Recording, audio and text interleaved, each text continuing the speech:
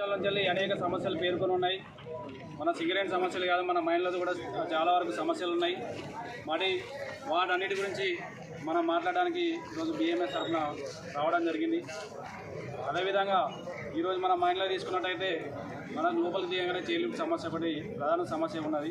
మనకున్న 70 చైర్లే, అది వేరే దగ్గర నుంచి వస్తున్నాయని చెప్పి కానీ ఇప్పటివరకు రాలేదు. కాకపోతే ఏంటంటే మనం టైం ప్రభావం వల్ల మన టైం ఎక్కువ అవుతుందన్న ఉద్దేశం కొద్దీ మనం నడుచుకుంటూ పోతున్నాం. నడుచుకుంటూ పోతున్నాం. అది మనం ఏం చేస్తున్నాం, మనం టైం చేరుకోవాలని చెప్పేసి నడుచుకుంటూ వెళ్తున్నాం. మామూలుగా ఏంటంటే చైర్లు వచ్చిన తర్వాత వెళ్ళాలి మనం.